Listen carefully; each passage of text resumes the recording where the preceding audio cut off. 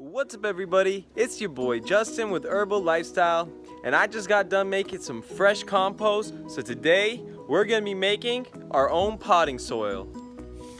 Look at that. Wow. Now can you call that compost or what? That is just some gold. And not only that, look at these beautiful worms. There's so many worms in this compost. And this is not a vermicompost. This is just compost that we were doing and worms got into it. So now it's a mix between compost and vermicompost. So beautiful. Alright, so in today's video, we'll be using a few ingredients. And those ingredients will be compost, Coco Coir, and Perlite. We'll probably even have to add some sand in here, since we don't have a lot of perlite left over. We're also going to be using our native soil. Now I do have some native soil that is very beautiful that I'd like to use. It does have clay in it as well as some sand, but it also looks like there's some organic matter in this area due to the fact that it was an area that was used for mulching.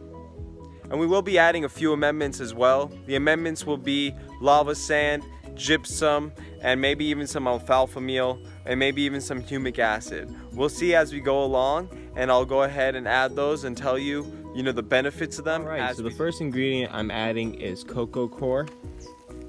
We went ahead and we're going to use Coco Coir as our base. So this is going to be about 2/3 of our base mix. Coco Coir is made up of coconut fibers. Normally it comes in a brick, and you can buy it online, or you could go to your local hydroponic store or your local nursery. They normally sell the brick. It can range anywhere from $12 to $15. Make sure you try to shop around with it, because a lot of people try to charge that up price of $15, and you can definitely be saving yourself some money. I've even seen it online for about $18. So look around and try to find your lowest price. Coco Coir actually is what's going to help absorb the moisture for your soil. It's going to help retain that moisture for a longer period of time, but it also has this one beneficial feature of it, that it doesn't hold too much moisture.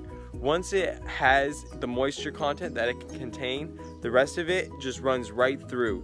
So if you want to make sure you're not overwatering, it's also good to use Coco Coir, because it's going to make sure that you don't overwater your plants. So the next thing that's going to help you is some perlite when it comes to making sure you don't overwater your plants. Perlite helps with drainage. So let me pour this bag and see how much we got left over.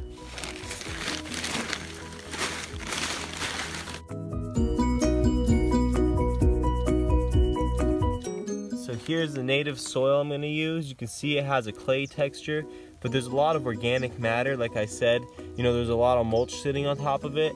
As well though, is it's pretty sandy. So this should do really fine when I'm adding it to my soil mix. So now that we went ahead and laid down the native soil, so we're looking at about 2 parts Coco Coir with 1 part native soil. Now we're going to go ahead and add our fresh compost, which we're going to do 1 part compost. And then we do have the perlite in here, and that perlite is probably a small fraction because we didn't have too much. Normally what I like to do is 2 parts Coco Coir, 1 part compost, and 1 part perlite, giving you a nice good equal blend between the 3, and then I would add native clay into it. But today we're going 1 part native clay, 1 part compost, and 2 parts Coco Coir, and we're adding perlite to the mix. So it's a little bit backwards when it comes to that, but it's still going to work out just fine for what we're needing today. Look at you, little critter.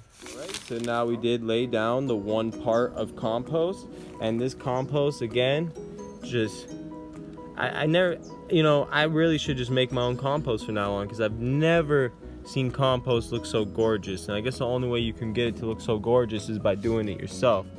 Look at this little wiggly worm, and that one too. Alright, so now that we added our main ingredients, let's go ahead and start adding in our amendments. The ingredient I'm going to add here is some alfalfa meal. Alfalfa meal is a good source of nitrogen and potassium. It's also great for feeding your microbial life. Just going to add a little bit more.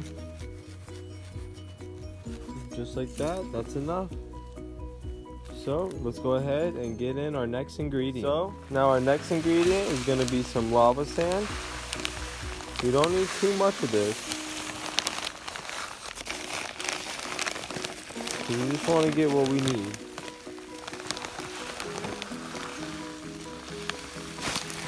Alright, so now we got our lava sand, alfalfa meal, compost, perlite, Coco Coir, and native soil.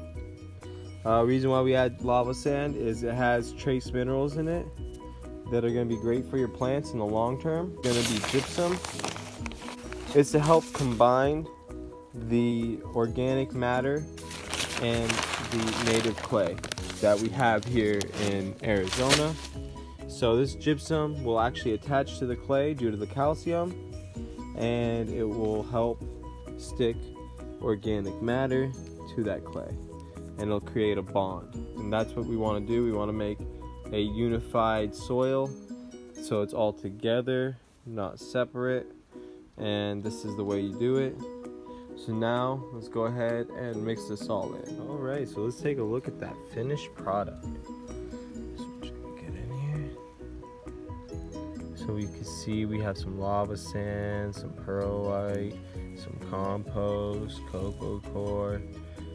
We got our clay because it's sticking a little bit. We got the sand. You can see sand in here. So this is perfect. This is what I want. All right, so there you have it. We went ahead and finished making our potting soil. We went ahead and used Coco Coir, perlite, compost, native soil as our base. We used our amendments, which were alfalfa meal, lava sand, and gypsum. Soil is now well blended and mixed.